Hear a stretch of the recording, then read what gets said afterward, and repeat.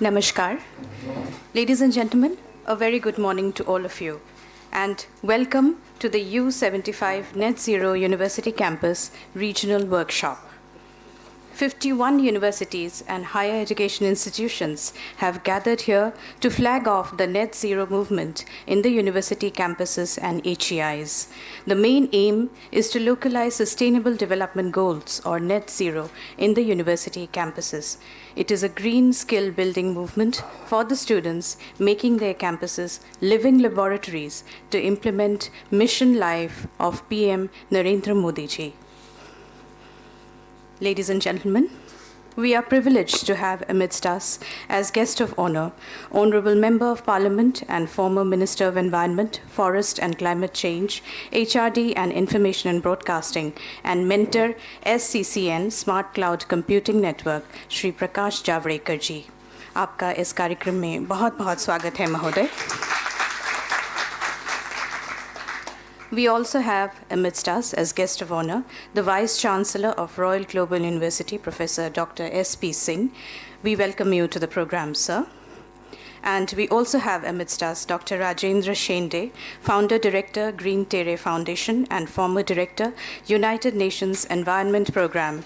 We welcome you to IIT Guwahati and to the program, sir. भारतीय परंपरा के अनुसार किसी भी शुभ कार्य का आरंभ हम भगवान का नाम लेकर और पवित्र दीप प्रज्वलन से करते हैं.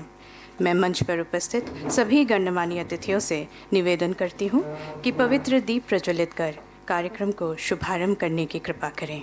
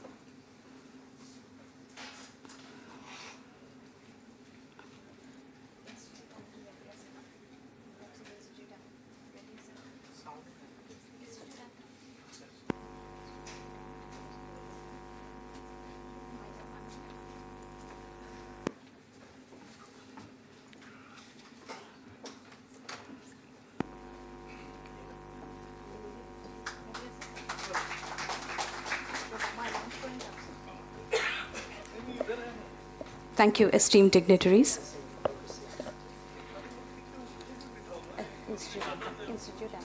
Institute anthem. Ladies and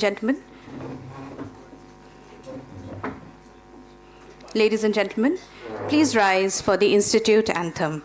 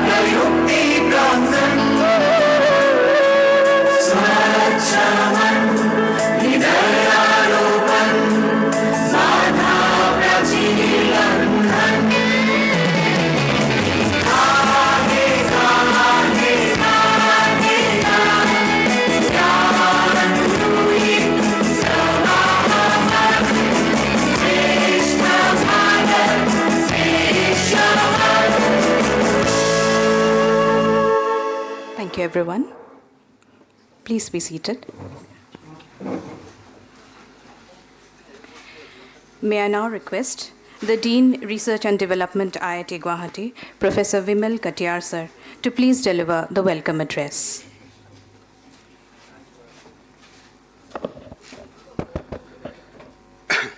Very good morning to one and all.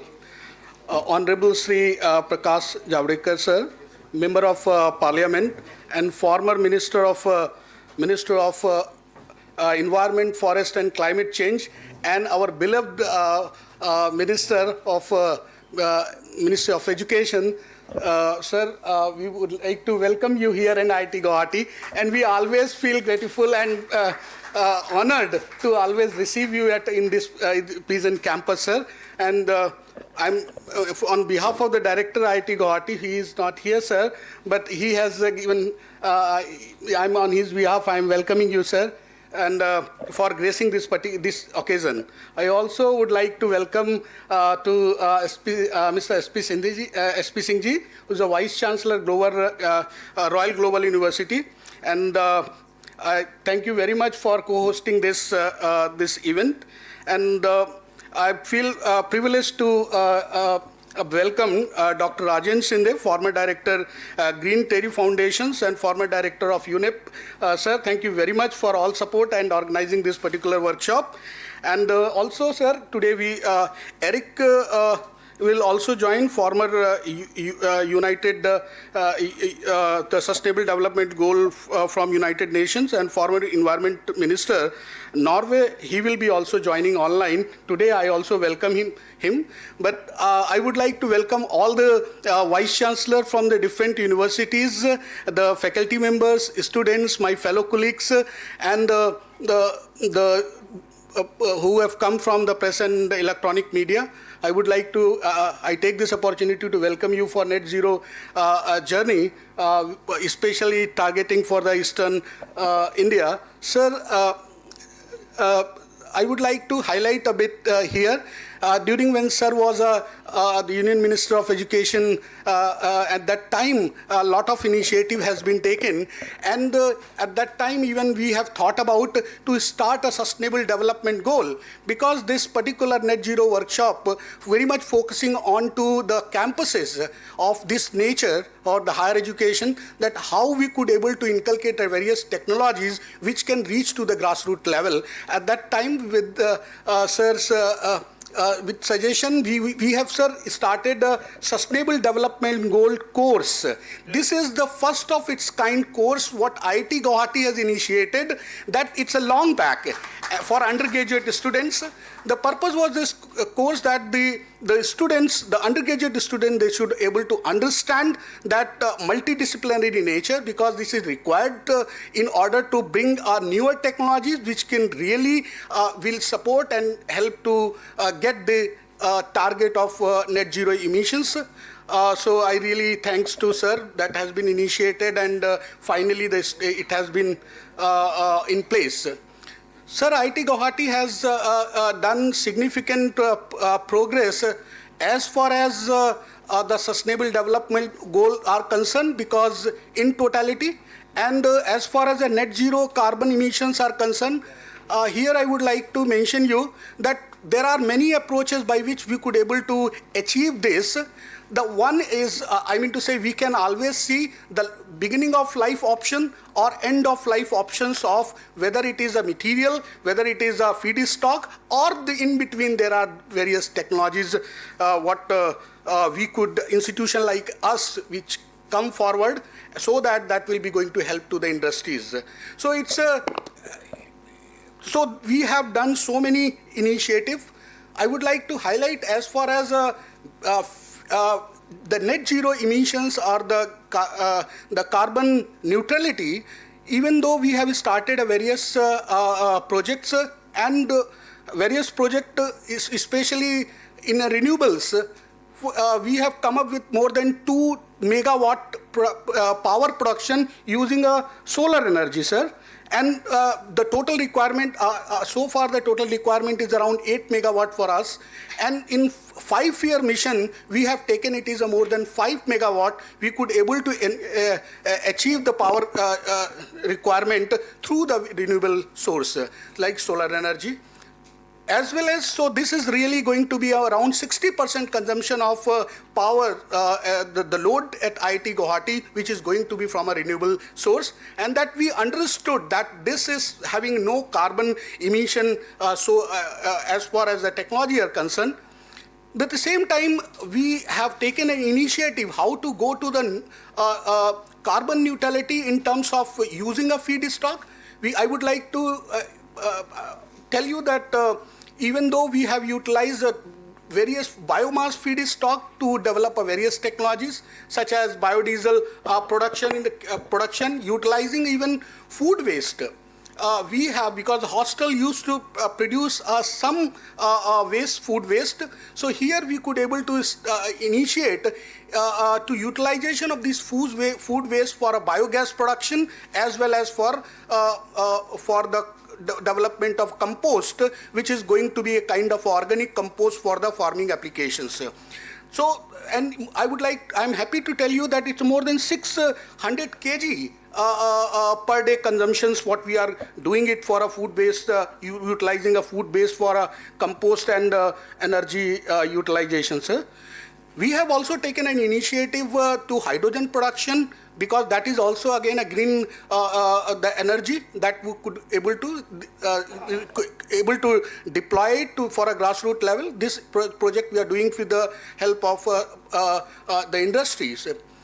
I would like to tell you that we all understood that when we talk about feedstock, it means that whether it is a fossil based or it is going to be renewable based. Fossil based have a carbon footprint, I mean to say carbon cycle, which is million year of carbon cycle.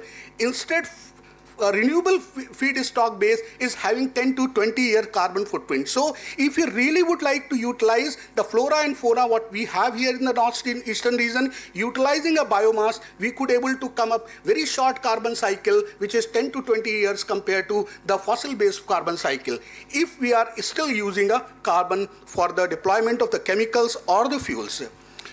So this is one initiative. In this regard, sir, I would like to mention you that even along with the one of the subsidiary here, Numaligarh Refinery, they have come up with the 2G ethanol plant, sir. Here we are also working with them to, there are various intermediates, and that intermediates we are converting into the value-added product, so that the cost of production of such kind of the technology or product will be reduced, and same time it helps to the carbon sustainability as well, sir. I'm happy to tell you that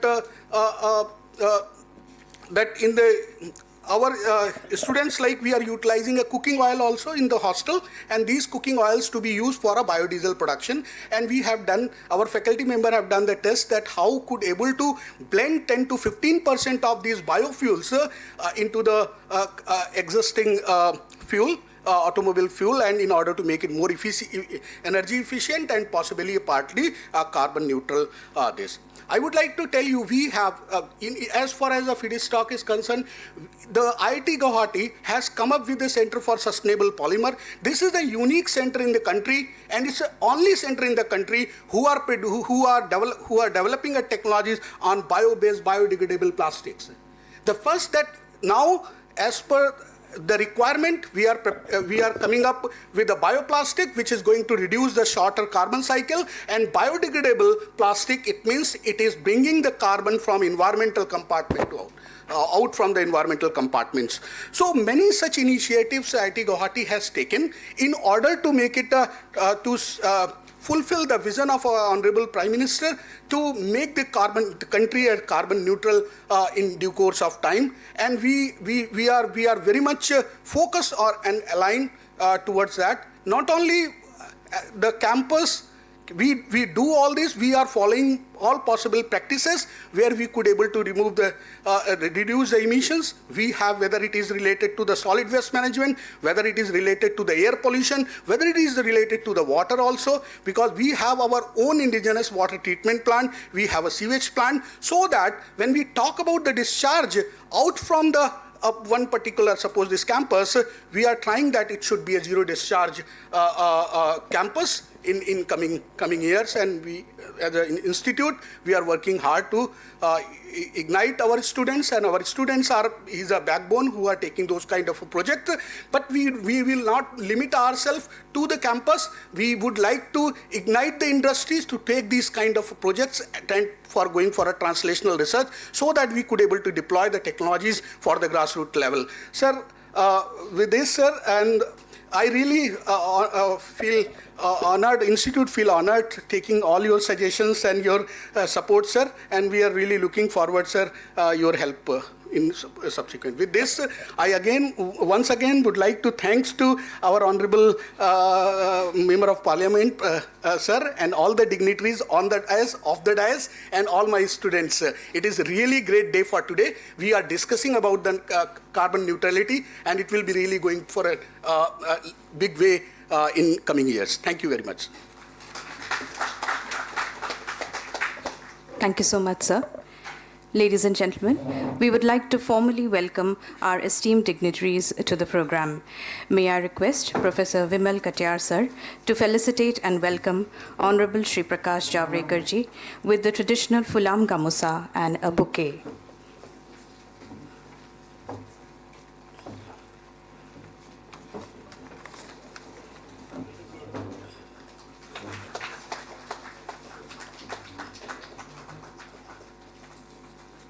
Thank you, sir. May I request Dr. Rajendra Shinde ji to felicitate and welcome Professor Dr. S.P. Singh, Vice Chancellor of Royal Global University.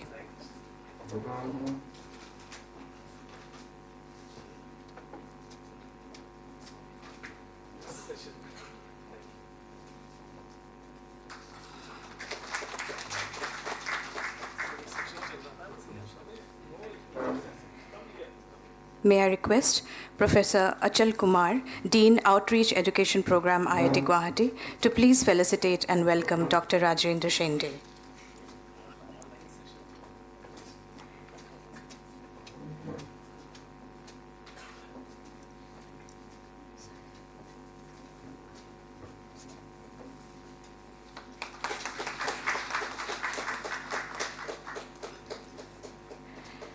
May I request Mr. Gunamani Das, the Deputy Registrar and Head of Section Outreach Education Program, IIT Guwahati, to please felicitate Professor Vimal Katiyar and Professor Achal Kumar.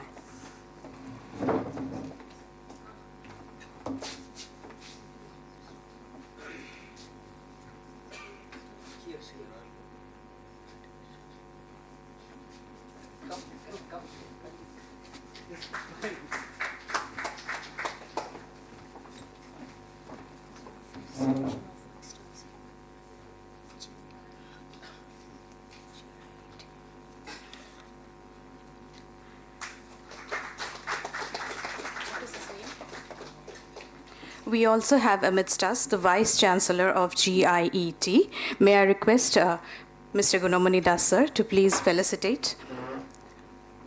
Sir.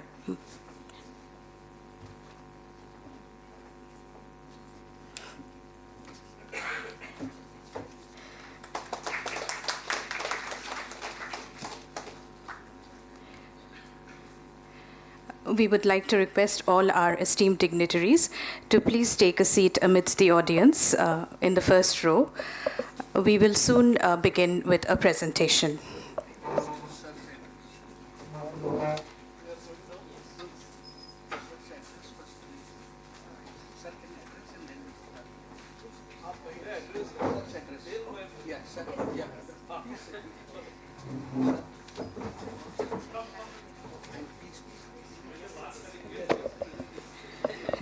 Okay.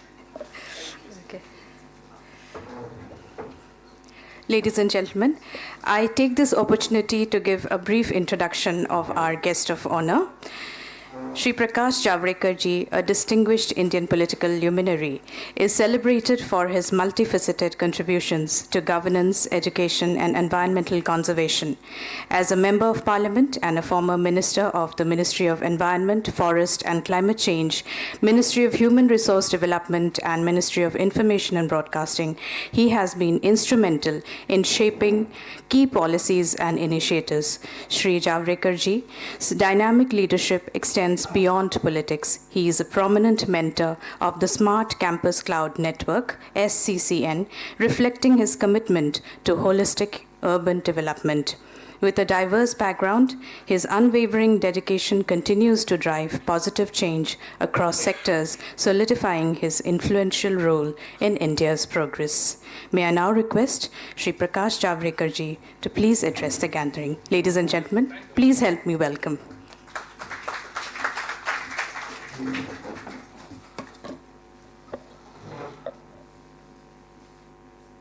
Professor Vimal Katiyar, both the Vice Chancellors, S.P. Singh and Rajendra Shende, my colleague. He's a great passionate environmentalist and was looking at and worked in United Nations Environmental Program for many years. So he has started initiative which we started during my tenure as Education Minister, as Environment Minister, and is taking it forward. I'm mentoring it. So I'm very happy today in IIT Guwahati campus. How many of you are in Guwahati campus? Okay, so take. So this is a township itself, 5,000 students, 1,500 staff and others, faculties and supporting staff, their families. So it's a township of 10,000 people. This is the best period and good location. But earlier it was very difficult. When I came for the first time, it took me to cross the bridge because there was only one bridge. So it took me at least 2 hours. Now it was not even 10 minutes. So this is what infrastructure brings in changes in our lives. And not only that, I saw the whole camp area also. All this area is getting developed very fast. Because when you provide ease of living, you also develop fast. So IIT Guwahati, all IITs practically are crown of our education system. And what I feel is that there are best of the best students. What can you have more? Because first JEE and then advanced JEE. And you are here. Some are doing 10 years, 5 years of undergraduation, 3 years of MTech and 2 years of PhD. 2 years of MTech and 3 years of PhD. Some are doing 5 years of undergraduate and then they go in the market. This is the best time of our life. We must enjoy it, and there are 15 universities and institutes which have come here for a very relevant topic and for a very Hindi bolu, English bolu. Hindi bolta hu. Chalo, हाँ English. थोड़ा English, थोड़ा हिंदी. तो ये जिंदगी का इतना अच्छा अवसर होता है कि इसमें हर एक क्षण का अच्छा उपयोग करें तो जिंदगी में बहुत कुछ काम कर सकते हैं. I don't believe and we don't believe in achieving personal career heights only. Through personal career heights, we serve the society at large. That is what should be our aim. We are here to learn to serve. और इसलिए यह बहुत महत्वपूर्ण है. अब now let me come to the topic today, which is very important. World over, people are experimenting landslides, people are experimenting glacier melting, people are experimenting sea rise, sea level rise, experimenting more hurricanes, experimenting more erratic rains, cloudburst, sudden droughts, sudden means Rajasthan and Kutch, which were regarded as the driest part of India, got the wettest in last 2-3 years. And Cherrapunji is dry. Not dry actually, but still that what we learnt in our schools, that Cherrapunji gets the highest rain, that doesn't get now. Why this happens? All these are natural phenomena. But in last few years, we are witnessing the ferocity and the destruction potential of all these erratic behavior of natural calamities in climates, because we are experimenting and living in the age of climate change. But climate change has not happened in last 10 or 15 years. There is a history. And latest study in environment also has confirmed that the excess carbon emissions which have into the atmosphere are creating this problem. And this carbon emission remains in air for 150 years. It's not one day history. It's not yesterday you did it and today you are, if you eat some, who is talking there? Ask him to stop. So, it is not as if we have eaten something and today we are suffering. That is not the case. This is over 150 years after industrialization, because there is a basic natural balance in our life. We inhale oxygen, we exhale carbon dioxide. Trees inhale carbon and exhale oxygen for us. This is the complementary arrangement of nature. That's why Earth is living. But when you do more carbon emissions, because of industrialization it started. So who is responsible for this? Last 200 years, those countries which did largest emission, excess emissions, have prospered at the cost of nature.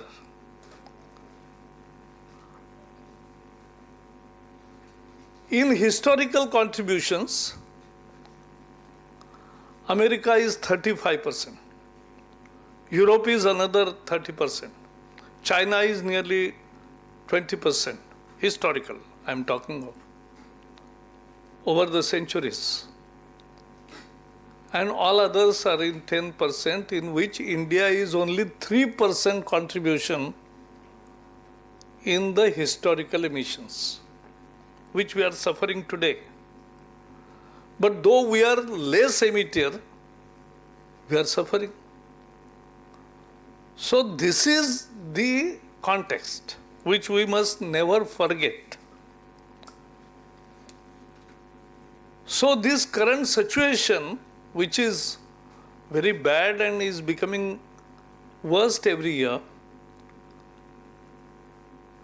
poor people pay the price for that. If there are hurricanes, more. if there are droughts, if there are floods, if there are heavy rains, if there are cloudbursts, if the whole climate changes, all this impacts not only farming, but it impacts everybody's life. And therefore we must act. Now what is the current situation? Today India is doing progress, but let me say it with pride that even today India is just 7% of the total emissions current. China is 30-35%, America is 20%, Europe is again 25%, and others rest. So even today we are not, because I'll tell you where the emission gets started, say for petrol. If you are using cars in India, we have only 25 cars per 1,000 population. Only 25 cars per 1,000 population. In America it is 600 per 1,000. In Japan it is 400. In Europe it is 500. So when you run that much of vehicles, you will definitely be consuming fuel. And that is also one emission source. Other is industrial. China is much more, but actually I feel always that who is responsible for the emissions? The producer or the consumer? Because China is producing, America is consuming. So they must take burden of that. And so in Copenhagen it was decided that all countries will take action, but the rich countries, those who are responsible for climate change, and those who are prosperous today, they will pay $100 billion a year. This was decided in 1999, 2003. And now 21 years, not even $10 billion, $100 billion have come throughout these 24 years, 20 years. So this is the discourse on climate change. And we must know this context. We should not feel that we are responsible.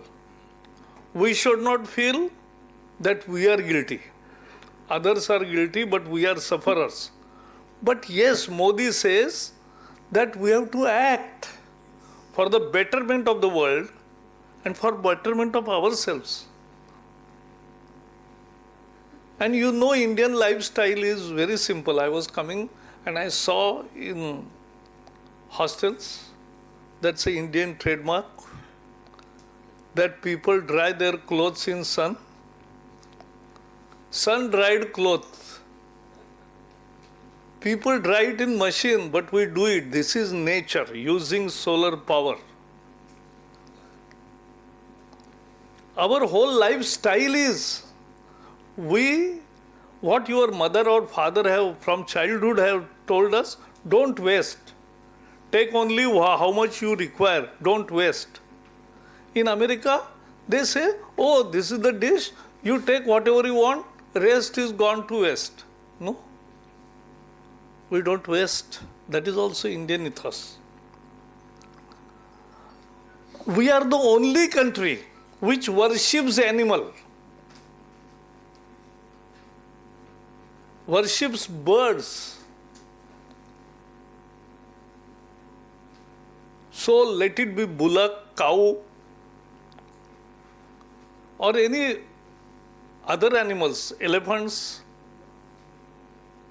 everything, because we believe in coexistence of the whole nature together.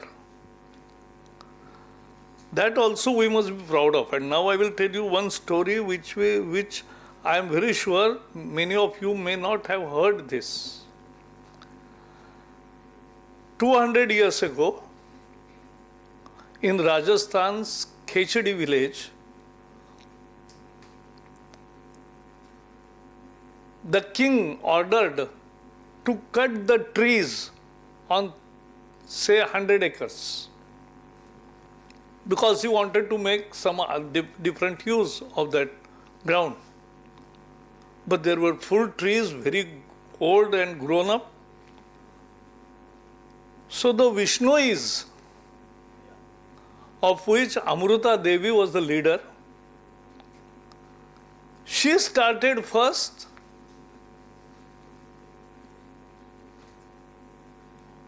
पेड़ को बचाओ, that was the आंदोलन. और उसमें सब पेड़ को पकड़े खड़े रहे. राजा ने कहा कैसे नहीं तोड़ने देते, इनके सर तोड़ दो, काटो. तो लोग डगे नहीं.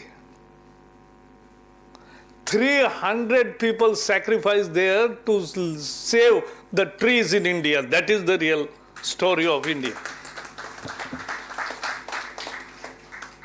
Nowhere in the world this has happened. Nowhere in the world.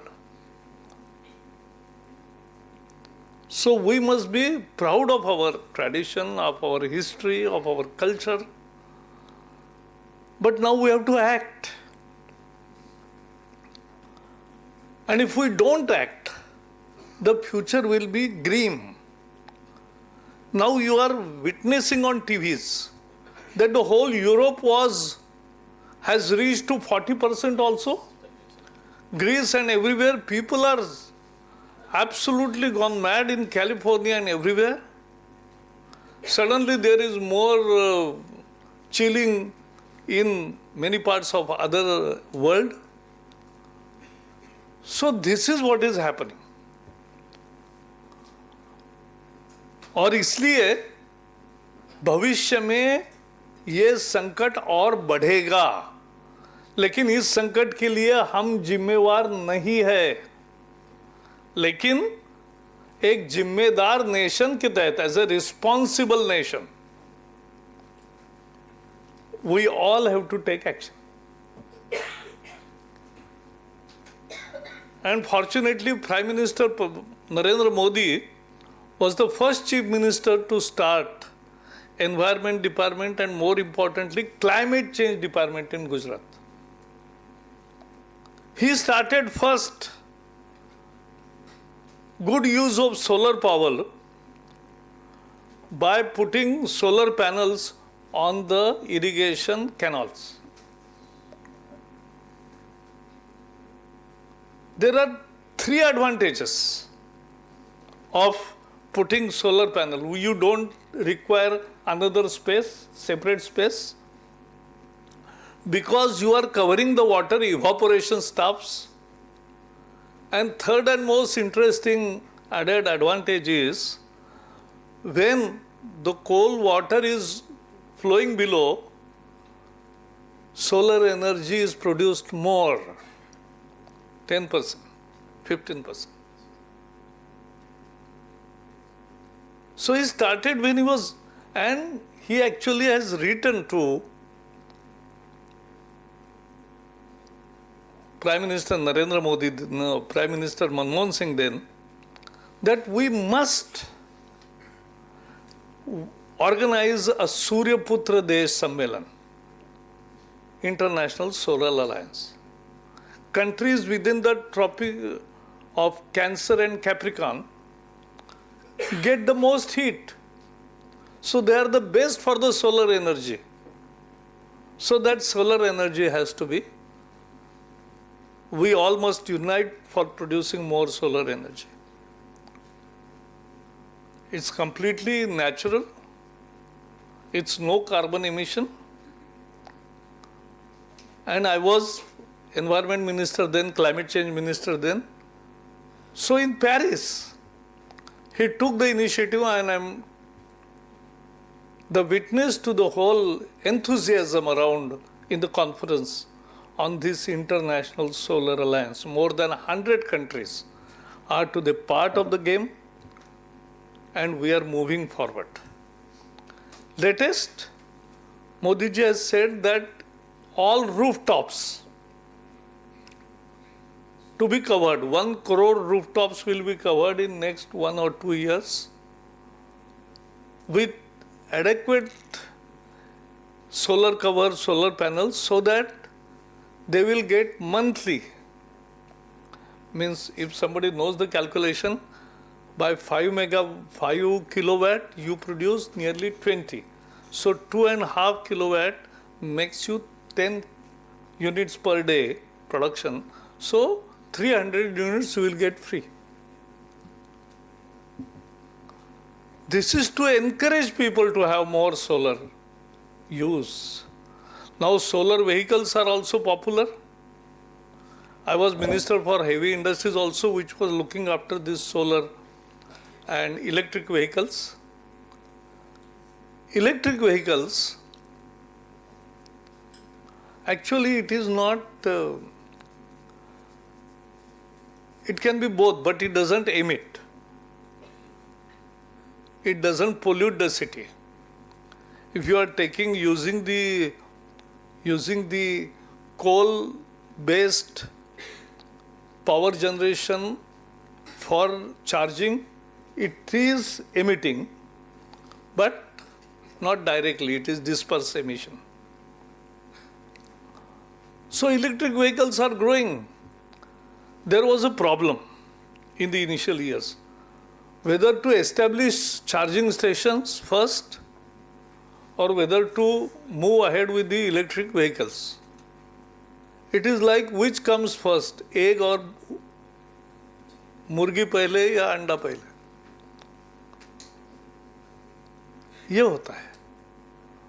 तो इसमें we have taken lead, and when he declared, because that time till 2015 the India's solar power was just 20 gigawatts.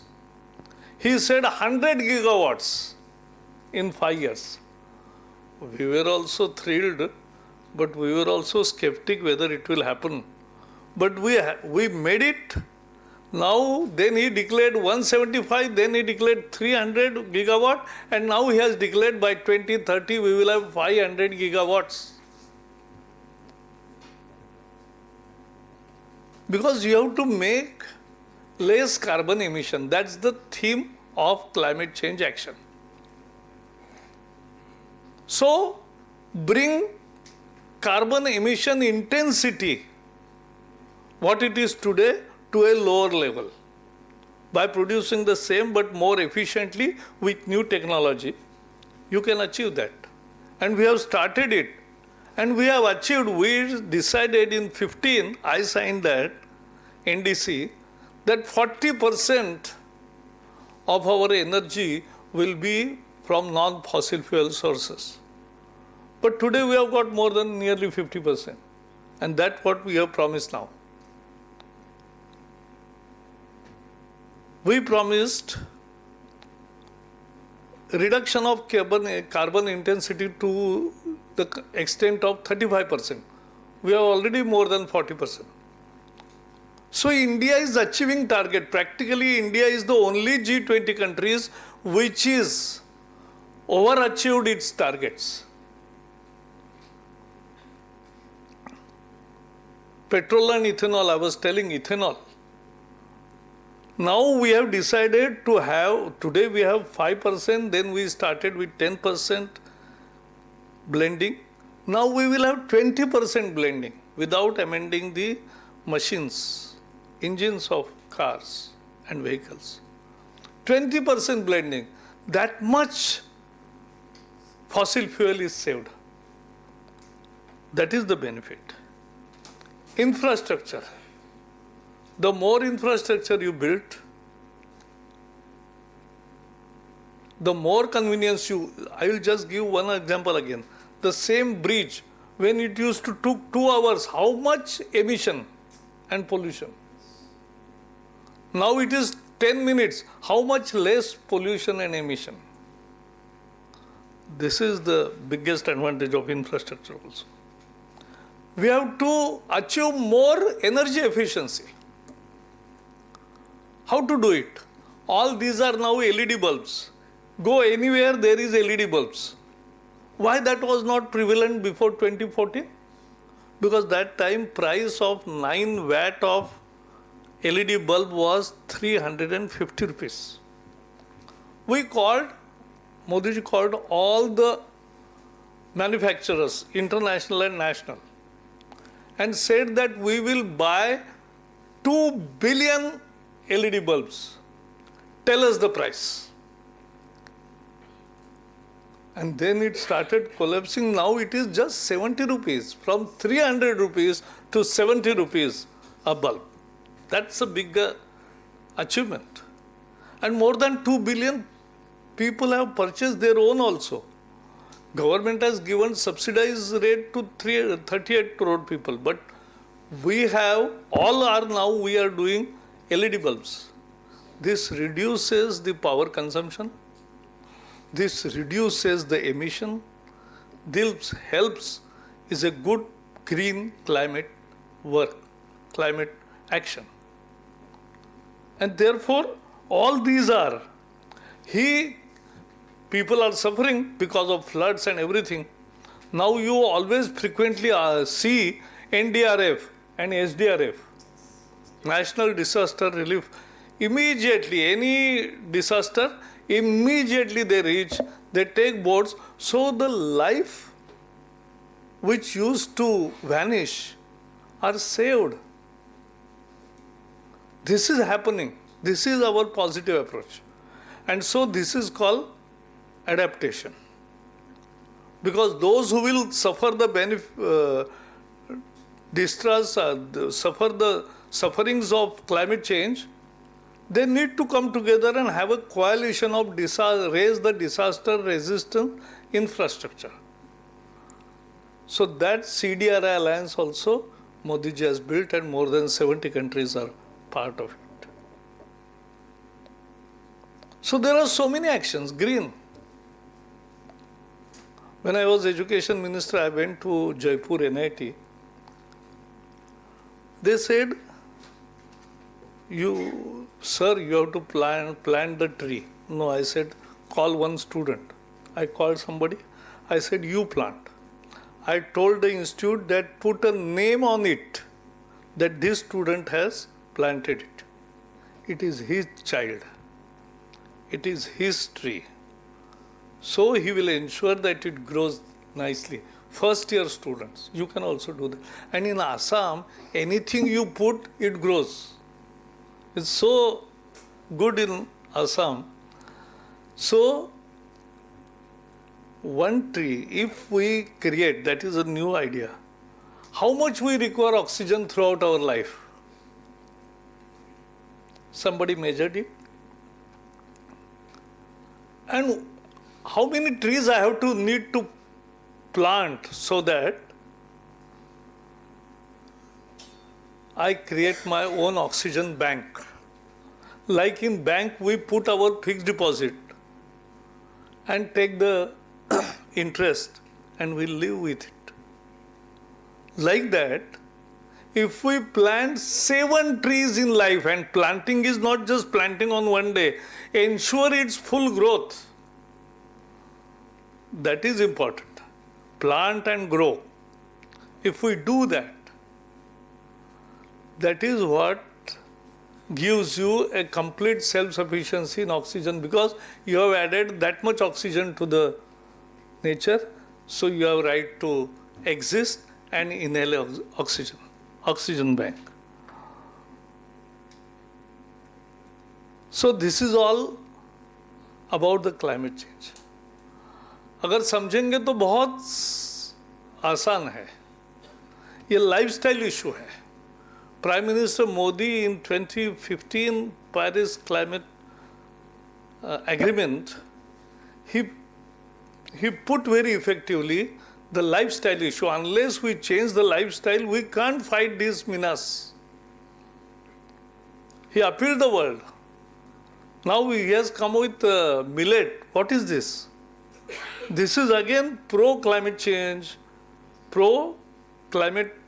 action. Yani, it's a good climate action. So all this, save the water, generate the water.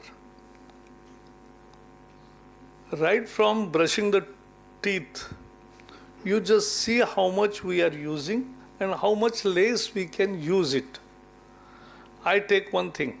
I do one mug, I take first, keep it there, wash the teeth and use it. In one mug it is over. Otherwise, if it is flowing continuously, it will be one bucket. That also we have to think, because the next wars will be about water. And therefore, save the water, generate the water. Here, it's a very good landscape. So you can have watershed development. Really scientifically, it will be green everywhere, and more importantly, it will be water everywhere. It is there because you are at the bank of Brahmaputra. That is already there, but we have to save water and generate water. We have to save electricity and generate electricity. You are doing it. He said that more than 50% of our requirements will be made by more than 60% will be made by solar energy. This is generating energy, and saving energy means just switch off when you are not using. Even the computers and everything that continued when we keep all machines, including TV and everything on, 5% of electricity goes waste. So we have to make habit that we'll close, we'll shut it, and we'll open it. So these are simple things. So green action,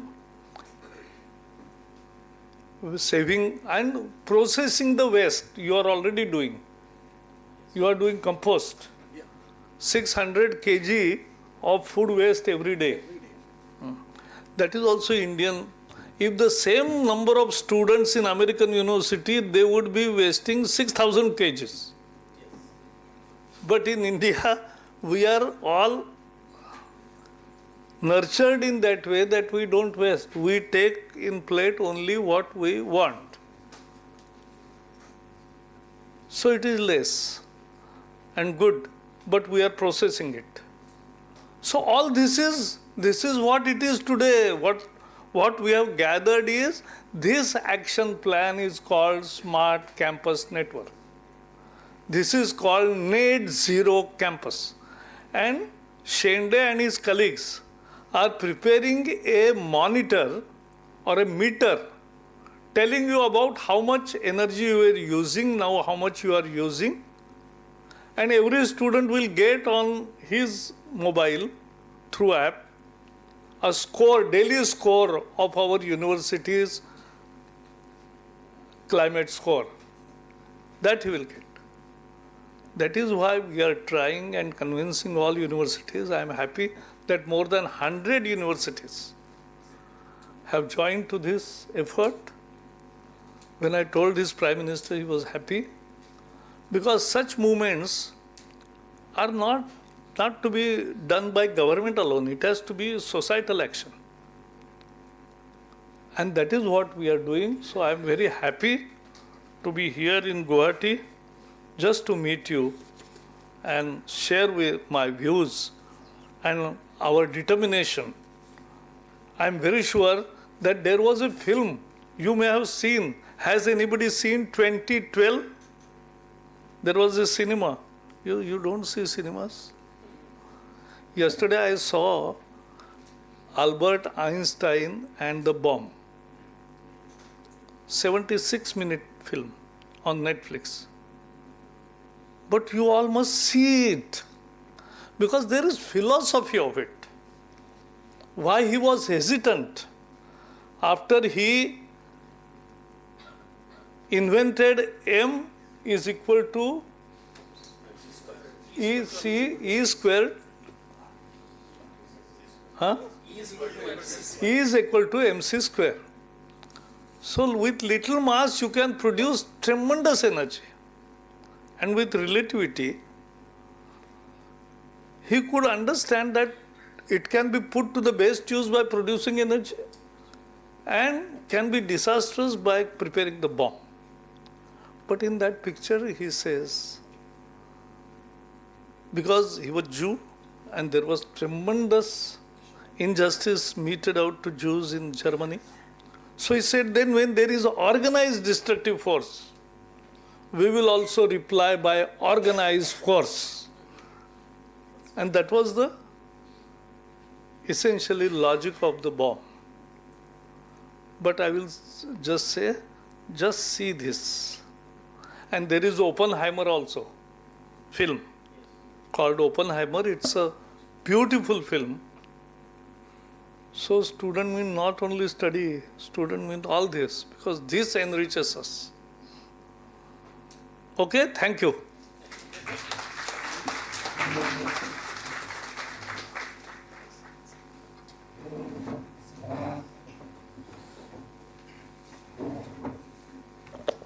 thank you so much sir.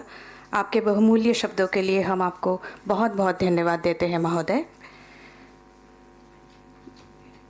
We would like to request our esteemed dignitaries to please take a seat in the first row amidst the audience. We will have a presentation now.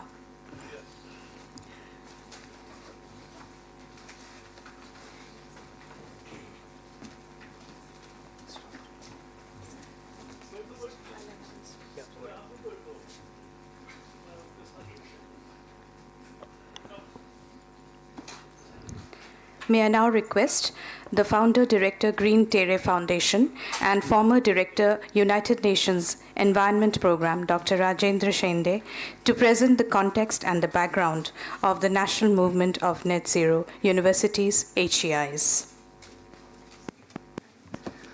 Namaskar, Swagatam. Good morning to all of you. Adorasi. I'm going to finish in very short time just to put the whole thing in a context and background. What is this net zero we are talking about?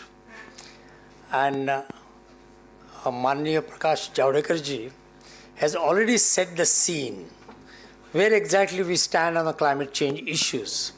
I'm going to say what the youth in India can do, particularly youth in university campus, can do about it. I was extremely pleased to be in IIT Guwahati. I always thought that my IIT Bombay campus was the best in the world for greenery and the lakes and everything, and all that I had to leave behind when I saw IIT Guwahati.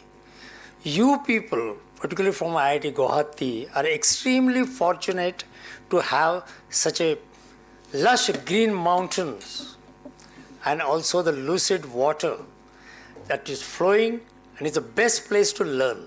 There is no doubt about it. The next thing came to my mind is the best thing to net zero. This is the campus which can show to the whole world that they can be first one to do that. Because your R&D dean has already said that your energy 60% is likely to come within your reach by eliminating the fossil fuel. Probably the next remaining 40% can come by the trees and the forest cover. Job is done easily. Maybe it is not that easy to do it. I also would like to thank the kind of cooperation which I got from Dr. Achal Kumar and also for Gunmuni ji and a number of people. I specifically would like to talk about Vice Chancellor Dr. S.P. Singh, who is my good friend and who is sitting next to in the first line for co-hosting this workshop and offering proactively all the help which is needed. And probably the next proactive thing he can do is to make his campus net zero. And this is going to be a competition between IIT Guwahati and Royal Global University, who will become a net zero first. Between Javadekar ji and Professor S.P. Singh, there is one person who is sitting He's not a vice chancellor. He's a VP. He's a vice president of Student Gymkhana in IIT Guwahati. I met him yesterday, and yes, he's the one. He's the one who is going to do the things. And what he told me was something amazing, and I would like to share that with the vice chancellor of GIET coming from Bhubaneswar. He said we have 23 IITs, and all the vice president of Gymkhana, they are in touch with each other. He's already probably tweeted to all that Javadekar ji has spoken about it, and let all the vice presidents know about it. All the vice presidents are going to gather and say that 23 IITs will be net zero ahead of any other university. And I think that will be the great achievement. Let me put in a context of where exactly we stand on this net zero. Is it just a bhashan, or are we really taking any full steps? So we started with sustainable development goals, as Javadekar ji has already told us, and now we are going to net zero, and there is a connection, because SDG number 7 and 13 are related directly to the climate change. That is a clean energy and climate action. The genesis is, of course, Prime Minister Modi and Secretary General of United Nations, Antonio Guterres. Both of them launched Mission Life. And the behavioral change is the only thing which will be getting to net zero. And our mentors are Prakash Ji Javadekar and Eric Solheim, who is a former Under Secretary General of United Nations and also the former Minister of Environment. We have signed an MOU with Ministry of Education. It is specifically on net zero. Our aim is to make sure that youth understands net zero in all universities in a practical way, not by online education, not by following the courses, not by looking at a textbook, but start working in a campus. Campus is a living laboratory, and there is nothing more than that that can teach the students. We also have an understanding with NBA, National Board of Accreditation, where Dr. Anil Sahasrabudhe is leading that initiative, that tomorrow the universities will be ranked based on a sustainability and net zero criteria. Same is with T.G. Sitaram. Professor T.G. Sitaram, I think I don't need any talk about it, because he was a leading IITG in the past. And we are also interacting with Ministry of Environment for this initiative. Ministry of Power, Dr. R.K. Singh, who is leading the India's revolution on non-conventional energy, he is behind this particular movement. And today we have his representative, Mr. Girija Shankar, who is going to tell you about what Ministry of Power is going to do about this net zero in the universities. We have a support of Niti Aayog from UGC, University Grant Commission, Jagdish Kumar, and we also had, he's a former CEO of Niti Aayog, but Niti Aayog is quite close to it. This movement, just though it is a national movement, I call it, it is becoming a global movement, because the kind of mentorship that we are getting from Javadekar ji as well as Solheim, Eric Solheim. So it is from China. They are taking the pledge on net zero. It's a Peru, where about 8 universities have joined. Then we have a Norway, who is supporting us by becoming a member of Smart Campus Cloud Network, and the UAE, which is a Rochester Institute of Technology, who has done that. Why universities we are talking about? Because we feel that universities have the potential in a form of youth's energy to carry this forward. A student probably lives, as Javadekar ji told, probably between 5 years and 13 years. Then he goes to the business. Then he goes to the government. Then he goes to the NGO, or he becomes an entrepreneur. But the back of his mind, he has the one thing, that is sustainable development goals and the net zero. And India has a demographic advantage, that large proportion, nearly 65% of them are between the age of 18 and 35. And that is the potential that we want to use it. But it is also the 5th largest economy and it has put behind the UK, which has ruled over more than about 150 years. We were the slaves, and they were ruling us. We have put them back, and that is what the policies of India under the Narendra Modi ji has been told us. So that is the power of universities. And remember, it is not a number of students. It's not a demographic advantage. I'm not talking about numbers. We have the third largest startups in India. And it is not again a number of startups. I'm saying that third largest unicorns who has a revenue more than 100 crores are in India. So it also shows the quality of our students. We have no option but to get net zero. Our next option is to find another planet, which we have not found it. So today our option is get to net zero. Limit the temperature less than 1.5 or maximum 2 degrees centigrade. What this net zero is going to do, it's not going to achieve only the 1.5 and 2 degrees centigrade. It's limiting it, but it is also skill building the youth. It's a green skill building. It is enhancing the employability, because the future is in our green energy. Future is on net zero, and the future is all on sustainable development goals, and we require a strong young mind to manage it, and this will be the employability that the net zero campus will be developing it. Is the international mobility. The new education policy of 2020, it tells us about international mobility, getting the other international universities inside our campus, and we going there. So that's why we are opening a new IIT campuses in a country like UAE. The university to university collaboration can start in R&D, and we did hear from the Dean R&D today that what kind of things that IIT Guwahati is doing, and it is very important to share that with the other universities. And there is a positive competition. I think a university student, apart from its energy, is known to compete. He likes a competition. And we are going to compete, we are going to develop that kind of ecosystem that the net zero sustainability march will be tracked on a digital platform and keep on publishing it to give a ranking to the universities. We want to start this competition. And why campuses? Because campuses where the minds are molded, actions are activated, and the innovations are incubated. And smart is digitalization, campus is a living laboratory, cloud is sharing and partnering, and network is creating a new partners within the international. Net zero is a seminal operating principle. It's a learning by doing. It's not learning by textbooks. Accelerating by sharing.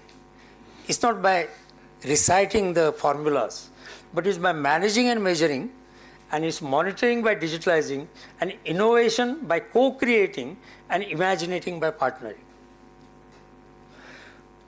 So friends, I'm so proud that we have Vice President of Gymkhana with us. It's more than important that we have Vice Chancellors only. I know the Vice Chancellors create Vice Presidents, there is no doubt about it, but this particular net zero has to come bottom up. The Vice Chancellors are busy in number of other administrative issues. Vice Presidents can do the job on the ground and get us India what Narendra Modi ji wants is Vikasit Bharat by 2047, and by 2050 we have to get the net zero. 3 years after the Vikasit Bharat target of Narendra ji Modi. Thank you very much.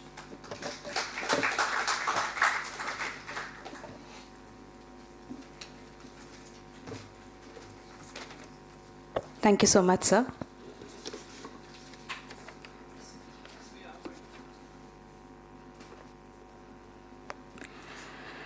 Ladies and gentlemen, our distinguished guest, Mr. Eric Solheim, is known for the 3 Ps: planet, plastic, and peace.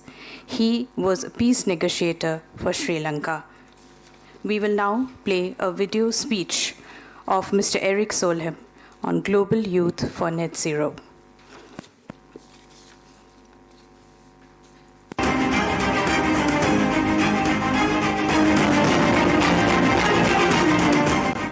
Namaste. I'm so happy and honored to speak to students and staff of the universities of the eastern region of India. Look, India, Northeast is an amazing place. Hardly anywhere in the world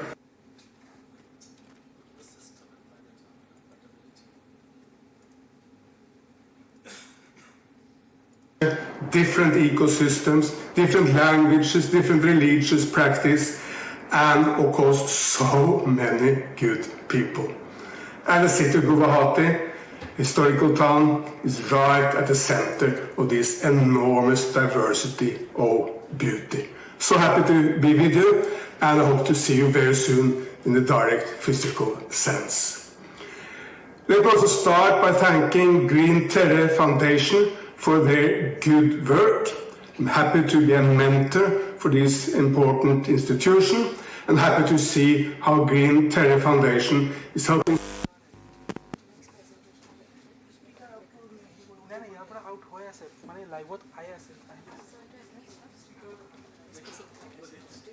We have a little technical problem, very sorry for that.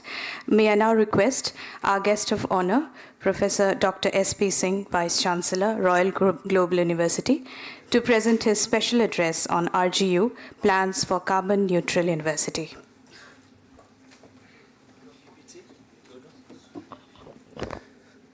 So, Sabhi ko namaskar, good afternoon everyone. Thank you so much for Green Tree Foundation for making us co-host and inviting me on this occasion. Very honored Shri Prakash Javadekar ji, Shinde ji, Vice Chancellor of from Odisha, dignitaries, other speakers and faculty members, student staff of IIT Guwahati, my fellow colleague Dr. Ankur Ganguly and students of MTech Civil Engineering from Royal Global University. And ladies and gentlemen, so my presentation is only 4 slides and for 10 minutes has been allotted to me. So I will be very specific that what Royal Global University is doing with respect to carbon neutrality, also for net zero, because we signed an MOU with Green Tree Foundation long back to become net zero university, and we are trying in that direction our level best to achieve the target. So I'll just go one by one. This is the plans for carbon neutrality university, because it's better to talk about yourself and try to ignite and motivate others to take it forward. If at all they are having all these things in place, well and good, but few ideas came to me yesterday evening when I was discussing this PPT with my teaching assistant. I said, why not add few more points that may be more innovative?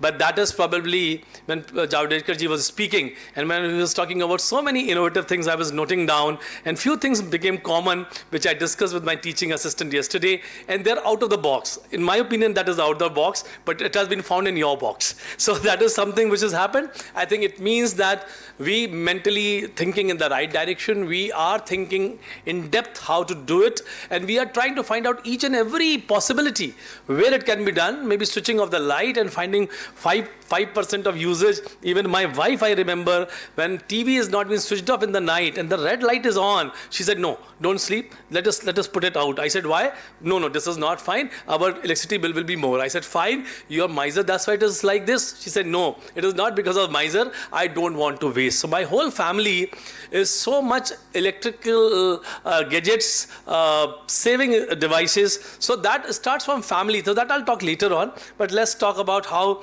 universities can be carbon neutral. Go to the next slide, please. Next slide. Someone is doing it? Pointer here? Oh, sorry. So next is carbon neutral and net zero. We all know this concept very well. Right now we are thinking about carbon neutral because carbon zero will be a little more difficult task for us in due course of time. But then carbon neutral is balancing it out, because our balance is right now in the direction where we are emitting more and producing less. So gradually we will go in that direction. This is what we are doing at RGU and Royal Global University. Short roadmap already. One by one we have pure vegetarian campus. People might discuss that how can pure vegetarian will be related to carbon, but all of us know that all non-vegetarian food requires more water, more energy, more this, and the totality, if you are vegetarian, definitely you will save some of the energy. Solar panels? This is not compulsory. It's not compulsory, I'm not saying. Next time I will come to your campus after eating outside. So I know, but we have maintained a dhaba outside, we can feed you there. So what I mean to say that somehow what we have unique we want to showcase, so that is one. Second is solar panels. We already have established solar panels. Then we have green spaces, a lot of green spaces has been created, and we have a lot of plantation there. Then we have no single-use plastic. We are out of single-use plastic from almost 5 years now.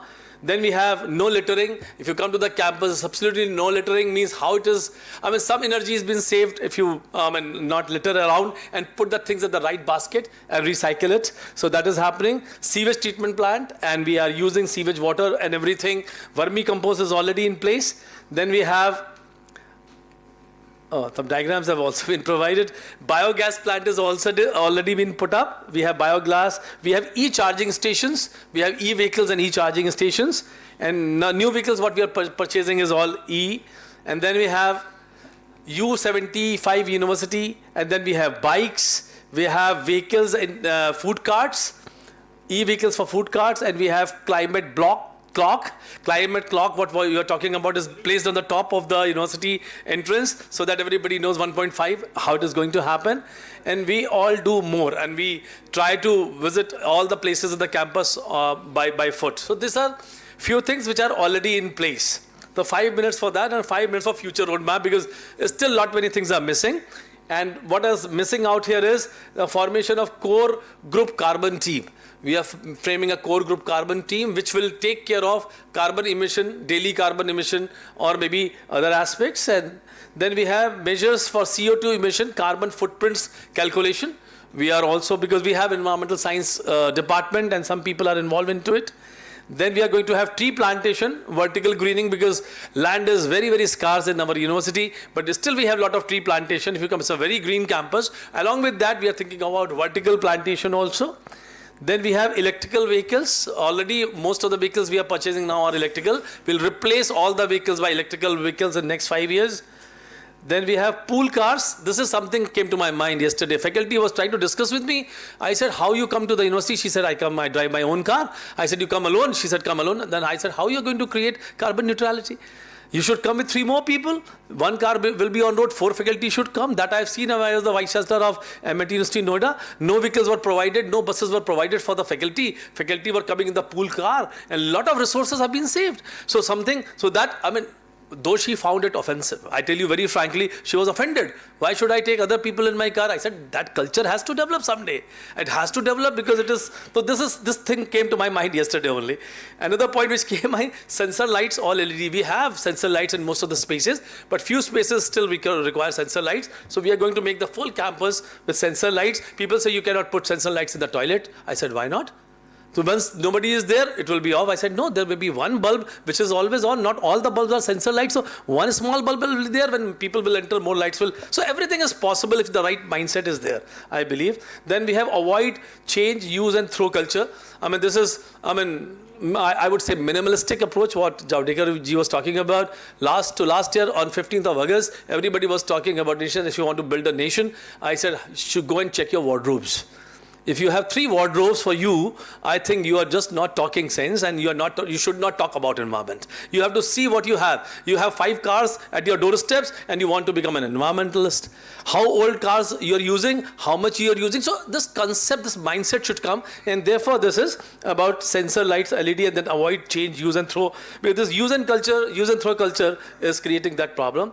Royal Vastra Seva. We have another Seva here. We have Royal Swasthya Seva, Royal Anna Seva and Royal Vastra Seva. In Royal Vastra Seva, what we do, we bring clothes to one place in the campus, we wash it and we just wind it up, with good cover, and then we distribute it. Anybody wants in the campus, wants to take it, they can take it. If they can use it. Otherwise, we distribute to different areas in and around Guwahati and other places. So this is reuse of old clothes. This is because, again, this is saving energy, in a way. So, I would request Shande Saab, when you have the calculation things, use these pointers also, because we also want to find out that how we are, saving the energy and sources. And maybe minimalistic, as I said, expenditure on non-essential products should be minimal. And finally, we have training and awareness of faculties. This is the ultimate thing, I tell you. Nothing in this country is possible, including NEP, to be fully functional and become the thing for the country, unless and until we have good training facilities and mindset of the faculty members to change. Everything comes through them. And if the faculty members are regularly trained and they are being inspired and ignited for this cause, I think we will be able to achieve certain things, and we'll be able to achieve net zero also, carbon neutrality also, and NEP also, and achievement will definitely reflect back to the country and obviously to Javadekar ji and to Narendra Modi ji, and we are very sure we will be able to achieve it. So my mission, and the final thing I would say, that when I was talking to Shinde ji, when I came at 10 a.m. in the morning and we by chance came together, I said everyone has every time for everything, but I think for carbon neutrality and net zero, people first should have time. And that is where I always say, there are so many people here, so please, who are not here, I'm telling for them, if the vice chancellors, if the directors, if we top leaders of the institution and the university will not be able to take time for carbon neutrality and carbon net zero, we will not be able to do it. I'm very sure about it. So we all need to get ourselves in charge and take out time for that. 3 more points I have noted down, so I'm just missing it. It was there in while we were discussing. I think everything has been said. A few more points are there. I will share with Shinde Saab. And I request the Vice Chancellor present here and all those teachers and people coming from different colleges whom we have MOUs, 10 and 11 of them are invited here, sir. So we have MOUs with them. I request all of you to take it forward and discuss with us along with Shinde ji, so that we can create some change in our university, in our colleges, with respect to carbon neutrality. Thank you everyone for giving me a chance. If there's any question, I'm ready to answer. Thank you so much.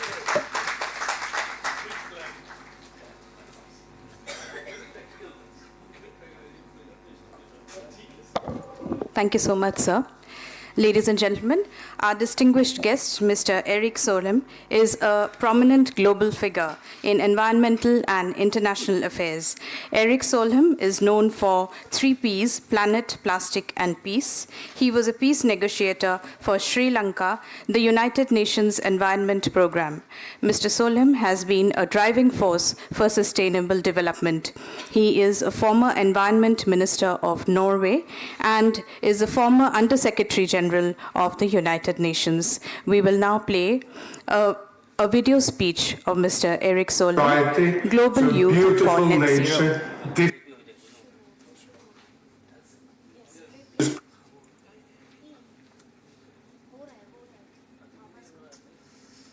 Guwahati, historical town, is right at the center of this enormous diversity of beauty. So happy to be with you. Honored to speak.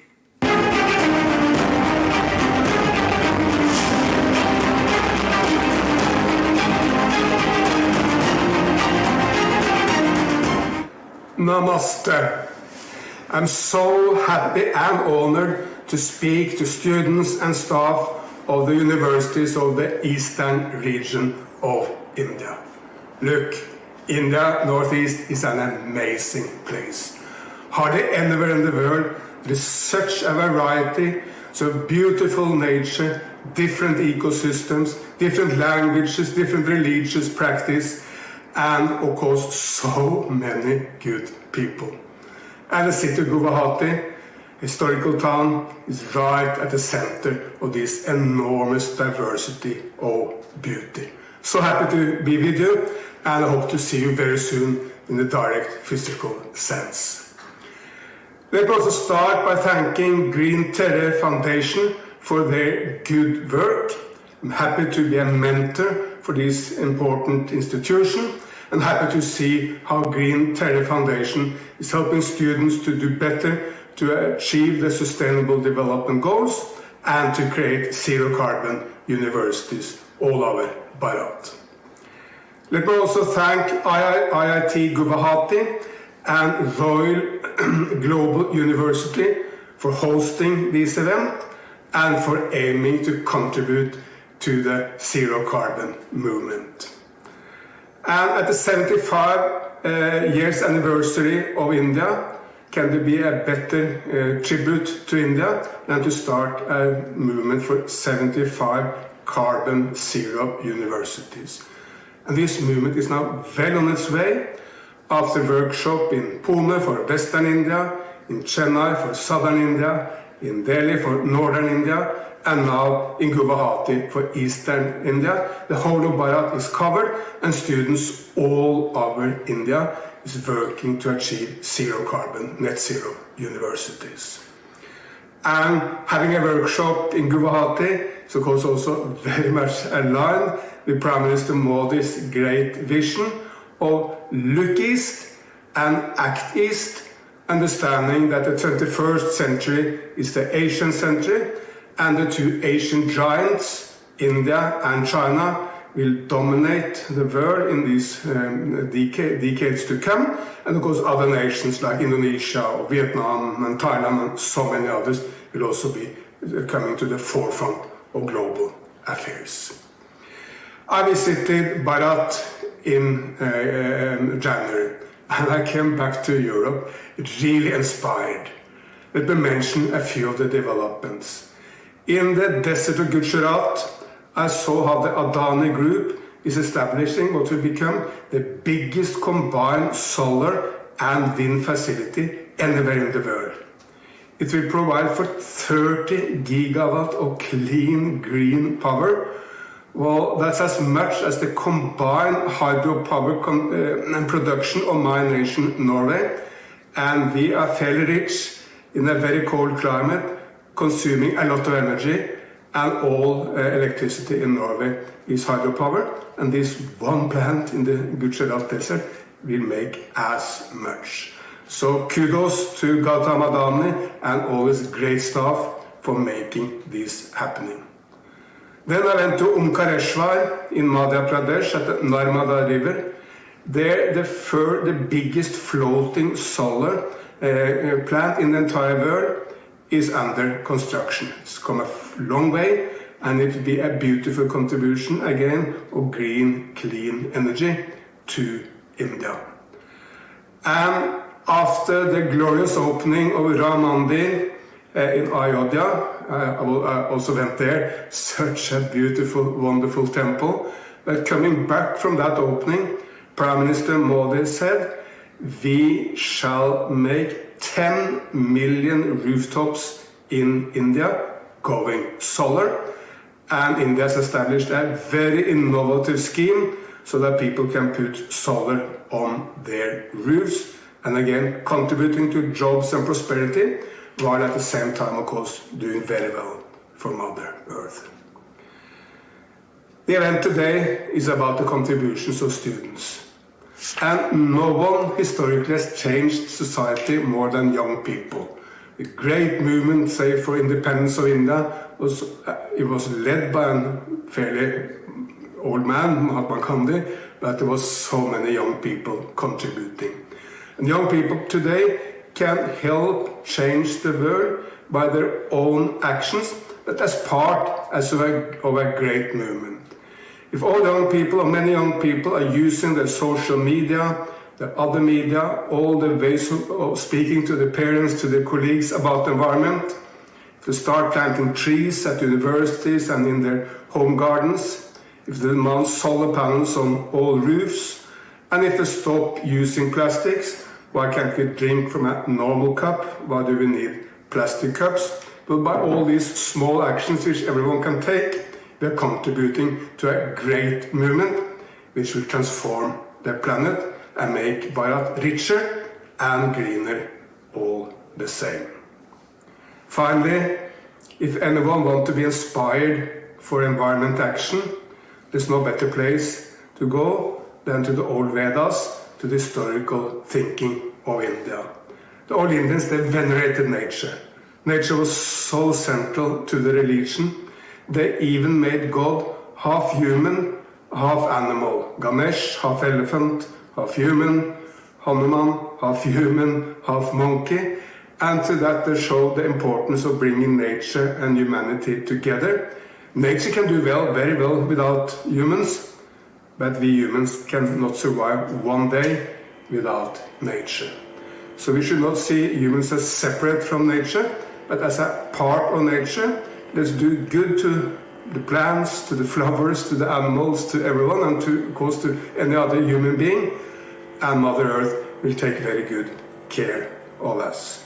So again, thank you for attending this great conference in Guwahati. I wish you all luck, and I wish the movement to create zero carbon, net zero universities all over India good luck. John.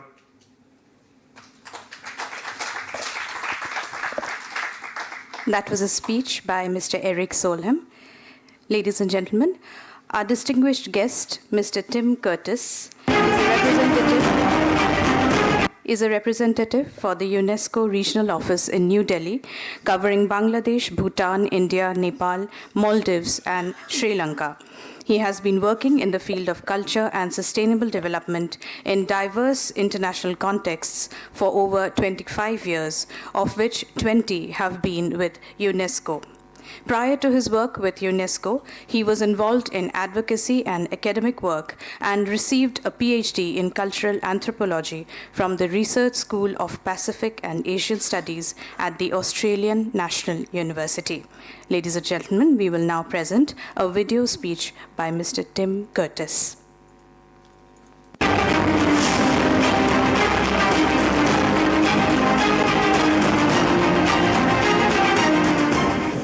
Ladies and gentlemen, esteemed guests and students of the universities in the Eastern Regional Workshop, I'm really delighted to be presenting this message for you for this inauguration of U75 Net Zero University Campus, the Regional Workshop. First and foremost, I extend my sincere appreciation to the Green Terre Foundation for their wonderful efforts in equipping university students with the skills to implement sustainable development goals, as well as to achieve net zero, thus fostering a culture of carbon neutrality within campuses. I'd also, of course, like to thank IIT Guwahati and Royal Global University of Assam for co-hosting the event, and both of which have been instrumental in preparing you, the youth, to be global champions of sustainability. UNESCO has supported the work of Green Terre Foundation in the past, and particularly in the area of open access data and World Natural Heritage Management.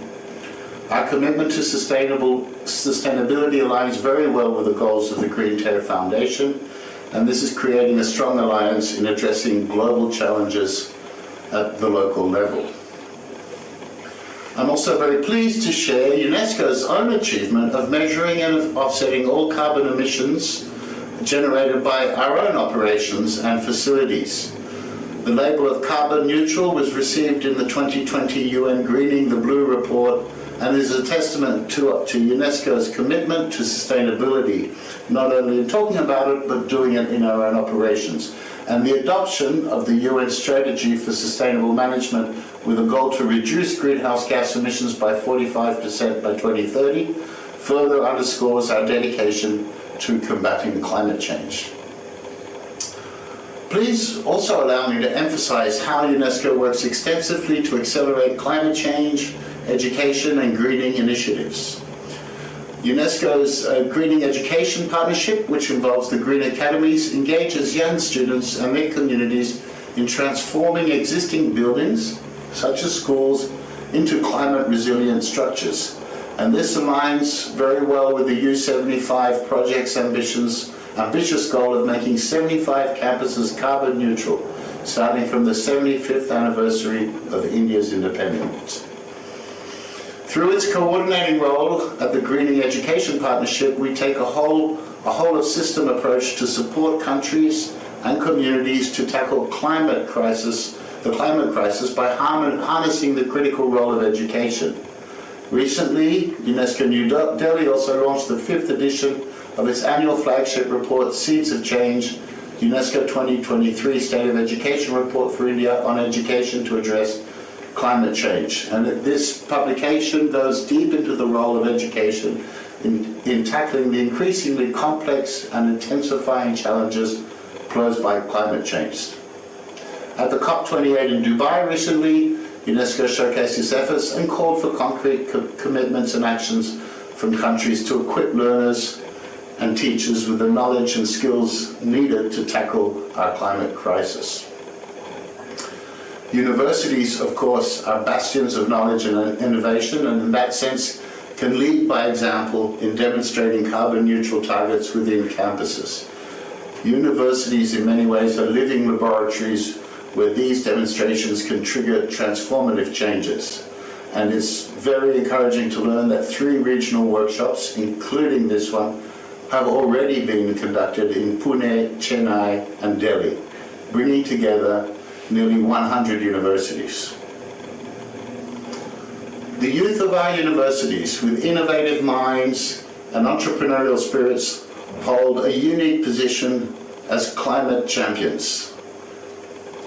Your transformative force is indispensable for shaping a sustainable future and safeguarding the well-being of our environment for the generations to come. As we look ahead, I'm heartened by the commitment of more universities joining the U75 project, signifying the unwavering desire of the youth to embrace mission life and address climate change. I convey my sincere hopes that this workshop evolves into a source of inspiration for universities across the region. So thank you all, thank you for being here, thank you for doing this project, and let's hope that this workshop can pave the way for a sustainable and resilient future. Thank you very much.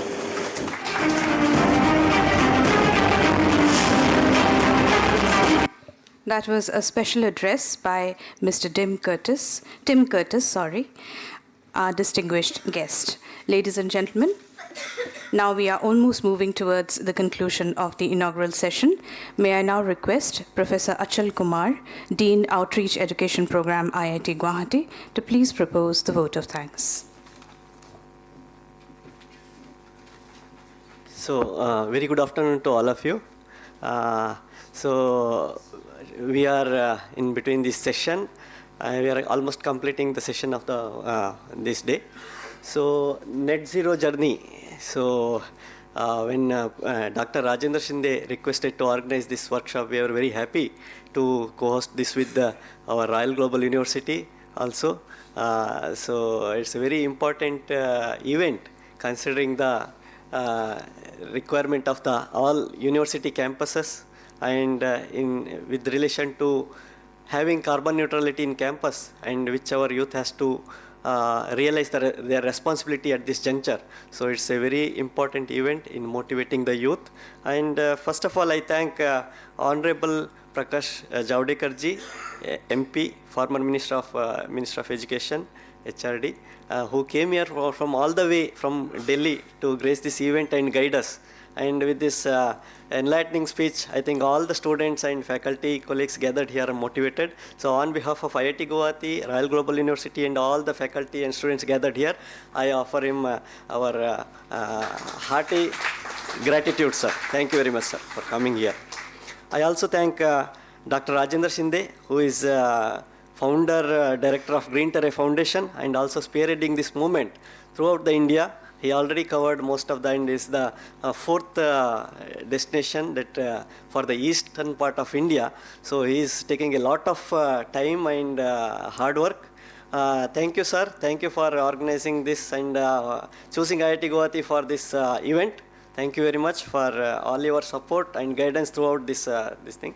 So I also thank him on behalf of our director, sir, and IIT Guwahati and Royal Global University for choosing IIT Guwahati and having this event here. Thank you very much, sir.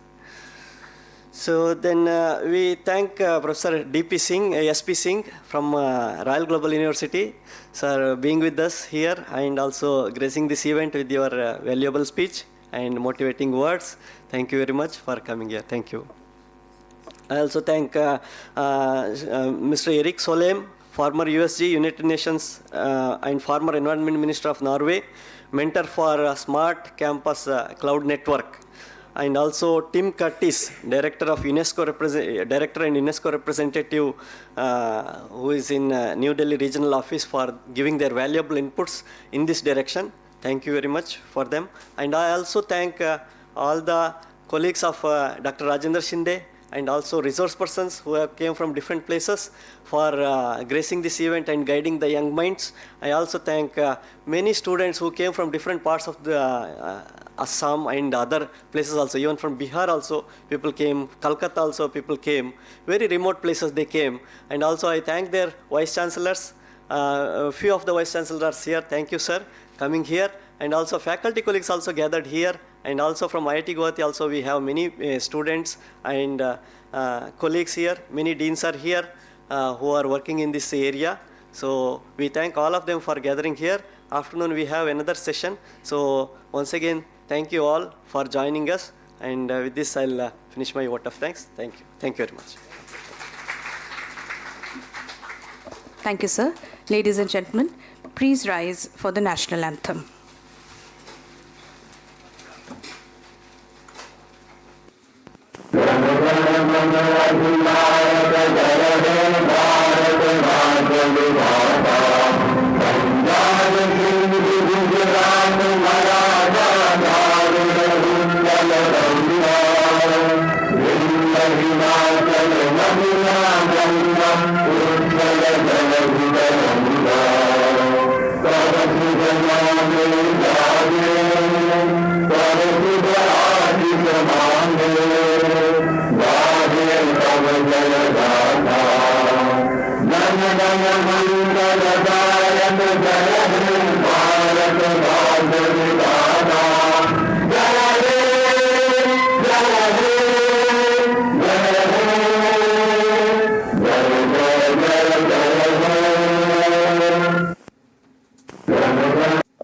Thank you. With that, we conclude the inaugural session. The technical session, sir? Yes, sir. The technical session will begin after 10 minutes. You're requested to please come back to the hall after 10 minutes. Yeah. May I request our esteemed dignitaries to please proceed for a group photograph.